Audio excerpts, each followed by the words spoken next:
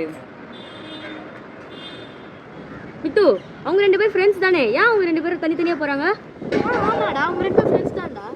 அப்புறம் ஏன்டா அவங்க ஒரே பைக்ல போகாம இப்ப தனித்தனி பைக்ல போறாங்க? ஆமாடா, அவங்க ஃப்ரெண்ட்ஸாக தான்டா இருந்தாங்க. ஆனால் இப்போ சண்டை வந்து பிரிஞ்சுட்டாங்கடா. ஏன்டா சண்டை வந்துச்சு? அவங்க 2 பேரும் நல்லா ஃப்ரெண்ட்ஸாக தானே இருந்தாங்க. 2 பேரும் 2 கட்சிடா. அதனால் அவங்க தலைவனை பற்றி பேசி 2 பேரும் சண்டை போட்டு பிரிஞ்சுட்டாங்க. 2 கட்சியா? என்னென்ன கட்சிடா? அவங்க இந்த கட்சி, இவங்க அந்த கட்சி. ஓ அப்படியா?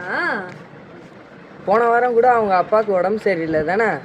ஆமாடா, இந்த அண்ணனோட அப்பாவுக்கு தான்டா உடம்பு சரியில்லை. அதான் அந்த அண்ணனோட வீட்டிலேருந்து ஹாஸ்பிட்டல் கூட்டு போகிறாங்க. அப்படின்னா இவங்க வீட்டில் உடம்பு சரியில்லைன்னா இவங்களுக்குள்ள தான் வந்து சரி பண்ணிக்கிறாங்களா? ஏன் மித்து, அவங்க தலைவருக்கு தெரியுமா? அவங்க வந்து பார்த்தாங்களா? இப்படி ஒரு தொண்டர்கள் இருக்காது, தலைவருக்கே தெரியாது. தலைவருக்கு தெரிஞ்சதானே வந்து பார்ப்பாரு. அவங்களுக்காக இவங்க சண்டை போடுறாங்க.